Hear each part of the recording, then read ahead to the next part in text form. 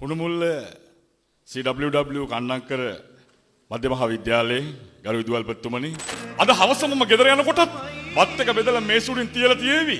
හැබැයි මට අද වෙනකන් එක විනාඩියක් තිබුණා දහන්න අම්මගෙන් අම්මේ අම්මට මහන්සිද කියලා. යාළුවෙක් ගෙදර ආපු වෙලාවට යාළුවට බත් එක බෙදලා දීලා ඕන තරම් මගේ අම්මා දම්කුඩ කන්නේ නැති. මොකද අද ඕගොල්ලෝ ඇඳන් ඉන්න එක ඇඳුමකවත් පුතේ එක පැල්ලමක්වත් නැතුව ඇති. හැබැයි අම්මා අඳින ඇඳුම් වල පැල්ලම් ගණනාවක් ඇති. මෙතන ඉන්න සමහර දරුවෝ ඇති පුතේ සමහර අම්මලා ඇති තාම සපත්තු දෙකක් දාපු නැති අම්මලා.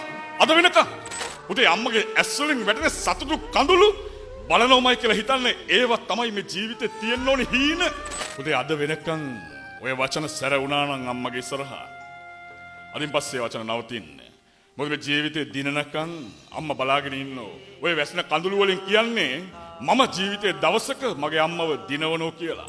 අර විශ්වවිද්‍යාලේ ගේට්ටුව ළඟට මගේ අම්මා එයි එක දවසක අම්මට තියෙන හොඳම ඇඳුම ඇඳගෙන අද මේ මගේ ළඟ ඉන්න නරක යාළුවා මේ ජීවිතේ වැරදුනාට පස්සේ නෑ පුතේ අර උදේ පාන්දර එනවර තැඹිලි ගෙඩිය කපාගෙන පරණ වතුර බෝතලයකට දාගෙන ඒ තැඹිලි වතුර ටික අරගෙන අම්මා එනවා පොලිසිය ගේට්ටුව ගාවට පුතාව බලන්න.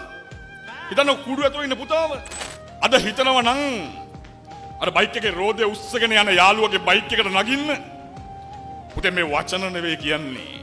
අද අම්මලා 100 ගණනක් පුතාලගේ පෙට්ටි පෙරලගෙන අඬනවා මලකෙවල් වල. මොකද කිසිම පිරිමි ළමයෙක්ගේ අම්මා කෙනෙක් තාත්තා කෙනෙක් කැමති නැහැ නැහැදිච්ච කමට ගෙදරට කෙල්ලෙක් එක්කන් එනවට අවුරුදු එකමාරක් බැන්න තාත්තගෙන් කෑම එකක් ඉල්ලන්න කලින් මේ දුවට කෑම එකට කෑම දෙකක් ලැබුණේ. අද කන්න නැහැ. අද කෑම එකක් ඉල්ලනකොට ආදරවන්තයෙක්ගෙන් ලැබුණේ කණේ පාරක්. අවුරුදු එකමාරක් ගත වෙනකොට පුංචි දරුවෙකුත් හම්බ වෙලා ඒ පුංචි දරුවට දෙන්න අද කිරිනේ කිරි පැකට්ටක් ගන්න සල්ලි නේ මතක් වෙනවා තාත්තා එකින් එකට කිරි පැකට් ගෙනල්ලා දුන්න විදිහ මේ දුවට. මොකද ඔබ ජීවිතේ දිනපු දවසට තාත්තා කවදාවත් කියන එකක් නෑ පුතේ මට සරමක් ගෙනල්ලා දෙන්න කියලා. තාත්තා කවදාවත් ඉල්ලන එකක් නෑ පුතේ මට ෂර්ට් එකක් කරන් දෙන්න කියලා. හැබැයි තාත්තා ආසයි එක දවසක මගේ දුව මේ ජීවිතේ ඉස්සරහටම ගිහිල්ලා ඉන්නව බලන්න.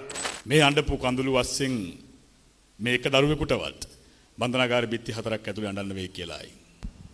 කවදාවත් නැහැ. ඒ බිත්ති 4 ඇතුලේ අඬන මිනිස්සු කවුරුත් යාළුවන්ගේ නම් බිත්තිවල ලිව්වේ නැහැ.